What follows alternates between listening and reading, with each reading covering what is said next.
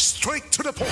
Now, gahapon mga kigalaan or kagabi samtang nagkaguliyang dito sa Senado, niabot na. Pwede naghana ni mga papila, ang articles of impeachment batok ni Vice President Sara Duterte. Mao na ni mga higala. Nanay say audio dong? Okay. Sige daw ko no. Og dunay audio ato lang pabating audio. Kana.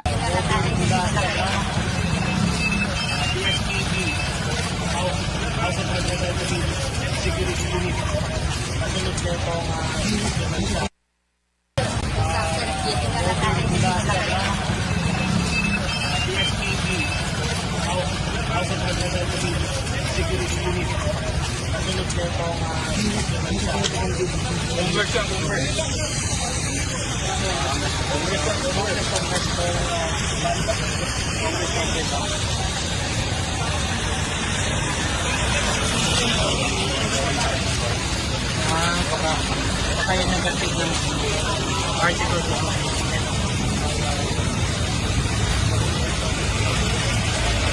So mo na ni mga higala pag-abot sa articles of impeachment dito gikan sa kwan. Mo na ni dong dito gi pagkanaog sa ilang sakyanan dong daghana mo na ni siya. Okay, so mo na ni mga higala ang articles of impeachment batok ni Vice President Sara Duterte kani ubay-ubay ni mga sukin tigpaminaw. Daghan ni mga papel, daghan pon mga higala ang mga attachments nga naa. Niabot na dito sa Senate o gi-receive ni mga alas 7:22. Nag-receive ang Senate Secretary si Mark Leandro Mendoza o si Deputy Secretary for Legislation Attorney Marivic Garcia. Gikan ni mahigala ni House Secretary General Chiloy Garafil. Ikani sa ilang opisina, gipada dito sa opisina sa Senado o gi-receive na sa Senado mga kahigalaan. Okay, so ang Senate ani mga sukid tigpaminaw mag-convene sila isip impeachment court o magsugod mahigala ang impeachment batok ni Vice President Sara Duterte. Unya apil pod mahigala ani mahitabo ani sa Senate mag-impeachment mahigala ilala ning schedule onday kay mabalan sinuon ni panalitan kung mag-impeachment bisag ilaktaw-laktaw or bisag og dakong trabaho ni noon po sa Senate ibutan ta impeachment mga higala tungaon ang adlaw o doon na sila legislative works panalitan unya ikahapon impeachment pwede po may higala ilatang-latang ni kabuntag legislative work ni kahapon impeachment ni kabuntag legislative work ni kahapon investigation sa Senate Blue Ribbon Committee. Ato ni agi katawa kay nailog man liderato mahigala sa Senate. So dili lang ma-focus makigalaan sa kang Sara Duterte ang investigation. Maapil pog imbestigar mga kigalaan ang kadtong sa flood control. So ilat-ang ba kaniday butang ta okay. Lunes impeachment, Martes flood control. Senate Blue Ribbon Committee. Miyerkules impeachment na pod, inig ka Huwebes, butang talag TTHS. At TTH ang flood control anomaly. Imbestigaron sad mahigala kay labi pag si Marcolita may makada sa Senate Blue Ribbon Committee or kinsa makailang mahimong chairman din o baka mga kaigalaan kay aron nga mabalance. So gituki mahigalang impeachment batok ni Sara pero tukion sad mahigalang flood control. Kay mamontoy kuan og wala to mailog tong leadership mga kaigalaan focus sa impeachment na tanan. Ang ato ani nga o gukulo na to ni mahigala dunay anomalya tanan. So si Marcolita may mabutang, I don't know kung si Marcolita ba ilang ibalik sa may huhungihong sa Senate pa huhungihong no. Kay si Marcolita man maoy chairman anang Senate Blue Ribbon Committee, gipulihan ni Lacson. Daghan to sa saway ni Marcolita ni pulis Lacson. Okay pa to sa Lacson pagpirmiro kadugayan mo ni Likoy man sad. Di naman niya ipatawag mahigala tong mga taga Malacañang nga kinini ang involved mahigala sa anomalya. Nga siya pa mga nito iniingon primero day nga kanas birsamin sila kung birsamin indekin sa pangandaman wa kuno'y labot sa BBM. Yaman to gi-absolto sa BBM humdo mo. Way labot gigamit ang nga ni BBM ining birsamin nilang pangandaman. So ang ato nana at the doorstep of Malacañang naana diha ang anomalya ngano man ipatawag ni Lacson. Straight to the point. Pag-abot ni Gutisa wa na pod. Pag-abot sa 18 Marines, wa gihapoy tagad si Lacson. So kung imong tanawon ang chairmanship ni Marcolita o ang chairmanship ni Lacson, Imong ikumparar medyo asa may maayong pagka-chairman nila be. Ha? So karon na ilog ang leadership, mabalik ni ron ngadto Marcolita or kinsa ba kay hatagan ani? Kana yung isog-isog sad mo hatagan kay lisod ba kay nag mo kurog sa kadiha. O ikaw mo'y chairman sa Senate Blue Ribbon Committee, kay seryoso na nga committee ba? Kay ikaw kay mo imbestigar sa mga korupsyon. Ha? So malagmit nga maimbestigahan gyud mo ning gikadlukan po sa uban nga nailog ang leadership mahigala sa Senado. Nga kung mahimo ilang dalion mahigala si Bato nga mawagtang ni si Bato. Kay kinig mawagtang si Bato mga higala maghatag man og chilling effect ngadto sa mga senators.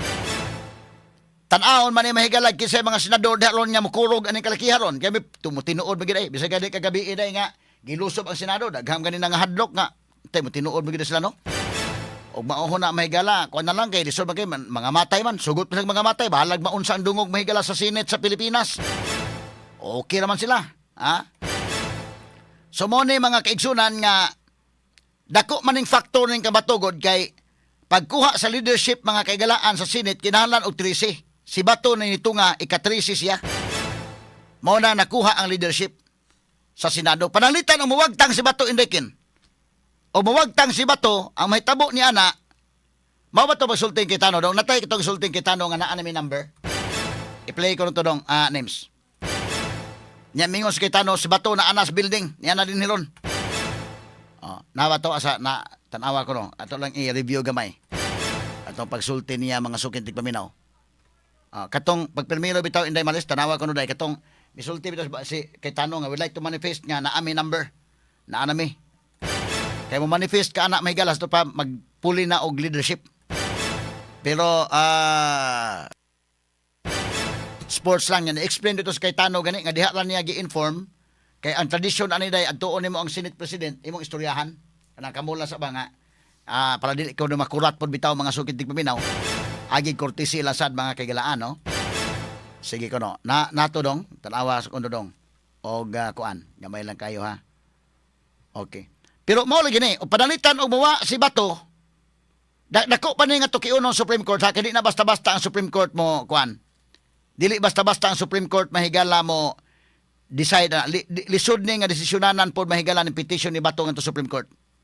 Ideal mo barok ang Supreme Court sa Constitution mga higala nga moingon nga ipa-recognize gyud na daan mo agi og judicial process sa ilang warrant of arrest or moingon Supreme Court okay ra na ilang warrant of arrest. Kita wa tay mahimo mo tahod lang kita Supreme Court. Mao ra gina. Para di ta magubot, no? Natay atong sundon, natay otoridad mahigala nga sundon. Okay, to balikan mo na sulti ni kita no. Tanawa ko no. Nga pag-manifest niya. Wa niya adto adaan si Soto dito sa iyang opisina. Kasagaran ani imo masultian niya Mr. President. Na nami number para di po magkurat igabot sa Senate. Pero kining iya lahi kay lahi mang sitwasyon. Kay gigukod mas Bato mga sukitig paminaw. Sumuna na surprise po si Soto mga higala mo itong kabantay mo murag. Secretary will please call the roll. Roll call of members. Honorable Senator Aquino. Senator Cayetano Alan. Ato lang gibalikan ni gamay ha. Senator Cayetano Pia. Senator De La Rosa. Tungod ni sa role ni Bato. Senator Ejercito. Senator Escudero. Senator Estrada. Senator Gatchalian. Senator Go. Senator Hontiveros. Senator Lacson. Senator Lapid, Senator Ligarda, Senator Marcoleta, Senator Marcos, Senator Padilla, Senator Pangilinan, Senator Tulfo Erwin, Senator Tulfo Rafi, Senator Villanueva, Senator Villar Camil, Senator Villar Mart, Senator Subiri. The Senate President is present. With 23 senators present, the chair declares the presence of a quorum. Majority Leader. Thank you very much, Mr. Oh, sorry. Then, Senator Alan Cayetano is recognized. Mr. President, first and foremost, I'd like to thank God for the opportunity to serve with all of you. And it's a distinct privilege to serve with the Senate President. You've always been a statesman, at least to me, and I believe even in the bills that we disagree. And when I was majority leader, you were minority leader. When you were minority leader, when you were the majority leader, I was the minority leader. I had the privilege to work with you when you were Senate President and I was Speaker. We disagreed, but we found a way to disagree in private and then work together for the country. So I really admire your statement yesterday saying that you serve at the pleasure of the body. So may I manifest and that there are now at least 13 members of the Senate who wish to have a leadership change, and that Senator Bato de la Rosa is in the building and will be here in a minute. So may I kindly inform and apologize to the Senate President that for security reasons, I could not go up to you earlier to ask you and tell you this, but had to inform you this way. But I give you all my respect and ask for an orderly transition in accordance with our rule, Mr. President. Thank you. What does the majority leader say? Mr. President, I move to suspend for 1 minute. Okay. Session. Pause ha. Kining statement ni Alan Peter Cayetano to lang gibalikan for purposes of discussion. Ang tradisyon sa Senate day, di gina na mo kalit-kaliton mag-change of leadership. Actually nahibaw na ang Senate President nga naa na namin number, imo na tuon sa opisina ba kay ba? Istorya sa mo nga naa mi number niya kana na ang mag-change of leadership. Para kasabot sa daan. In decision dito may gala sports lang. Baka ni wa pay baw ani Peter. Nga wa pay baw ani Alan Peter Cayetano sa wala ko mo adto dito for security reason. Nga naman grabe man ka importante kayong ika-3 seconds bato mga kagalaan kay imo pay baw unto daan si Soto day. Wa na mi Soto nga na ades building. Siguro ang NBI nga gipakaon na madahay man to sila.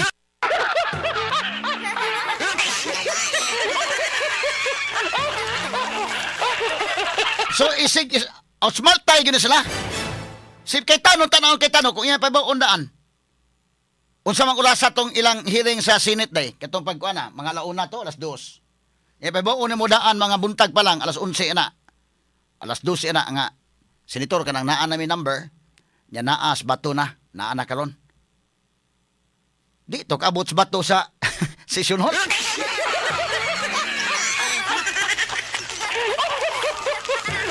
Muna nga kumatan-aw ni mo si Soto in taon mahigalan mo sa nakalitan ba, no? Kabantay mo bisag pagtawag sa angan mahigalan lisod sa tubag dayon nga i-vacate mahigala, i-declare all positions vacant wa sa katubag dayon. Murag nawa sa siyang kagalingon sa ba? Kalit-kalit sa tunggang atalan. Katunggang alan nga Cayetano mahigala kalit-kalit nga sagol po to strategy niya. Kayo imong gipaybaw daan to si Kuan Indaykin. Alas 12 pa lang daan, gipaybaw na mo daan nga mag-change sa leadership. Awa oy. Dakop na tos bato daan mahigala.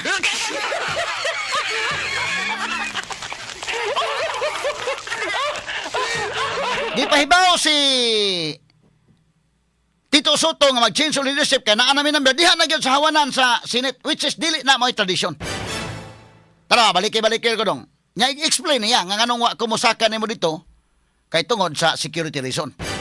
Sige dong, balik ka dong. Kanang Cayetano lang dong. Manifest siya mga higala. Kana. Sige, okay. Play ko no. To serve with all of you, and it's a distinct privilege to serve with the Senate President. You've always been a statesman, at least to me, and I believe even in the bills that we disagree. And when I was majority leader, you were minority leader. When you were minority leader, when you were the majority leader, I was the minority leader. I had the privilege to work with you when you were Senate President and I was Speaker. We disagreed, but we found a way to disagree in private and then work together for the country.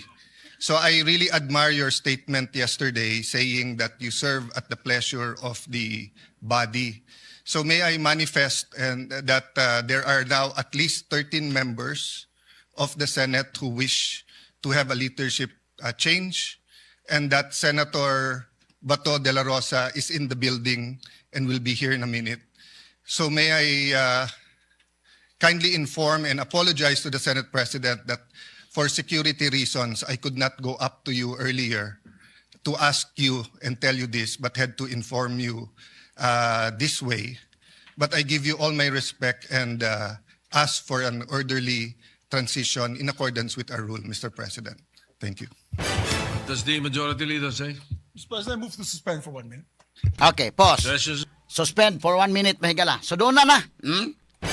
Kisa may naka among ining tanan, si Ronald Bato de la Rosa.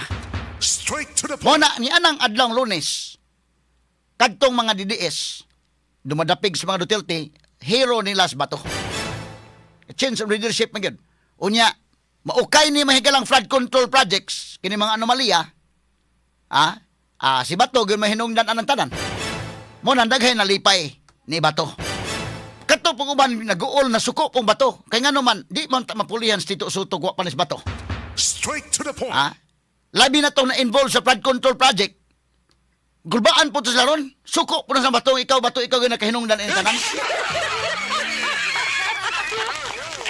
Muna kini si Bato, daghay na lipay, daghay na suko. Unya, kining dagana mga kigalaan, ang kuyaw-kuyaw inigod, kining Blue Ribbon Committee chairmanship. Kay wa man na mahuman ni Lacson. Kabantay mo, partial naman to iyang report. Di man mamirma ang mga senador. Kaya nga mo pirma man may nga partial naman na. Wa mahuman. Kay wa man na ipatawag to mga Marines. Wa na niya ipatawag sa si Amina Pangandaman, sila si Bersamin. Wa na niya ipatawag. Bisag maingon sa nga way labot ang presidente. Gigamit lang angan sa presidente ining Bersamin. Nila ni Pangandaman. Besan pa, imbesagaro na sila. Laliman ka ng kalakiha nga ilang gigamit si BBM nga ni BBM. Ibutan talang way labot si BBM ha. Kan afford mo yung gamito na nga ni BBM. Pero sa may gihimong Lacson, wak na yun. Nalikoy mahigalas Lacson. Ang kuyaw inig sa Marcolita mo ay mo patawag na. Mo puli as Blue Ribbon Chairman. Mo balik si Marcolita. O ro patakasabot kung kinsa. Ibutan ta may galag si Pia Cayetano baka na diha. May ibutang. O di gani si Loren Legarda baka. Depende. Medyo kayo kuyaw na. Muna nga, kini karon mapada si Bato mga higala ngadtos dahig. Dalion pagpada, makahatag ni chilling effect sa mga senators. Ang uban mga hadlok sa dana.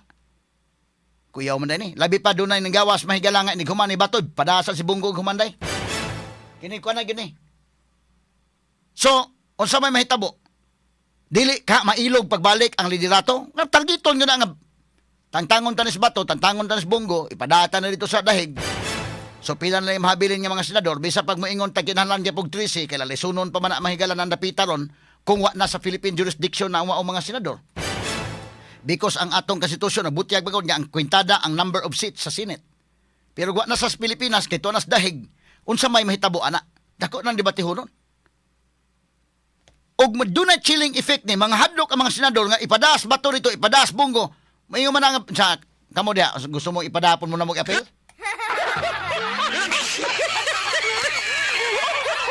Pamina na ko unang mga hadlok kini kini mga bilyas day. Balik mo dire kay mag-change sa leadership. Di mo balik basi kamo isunod.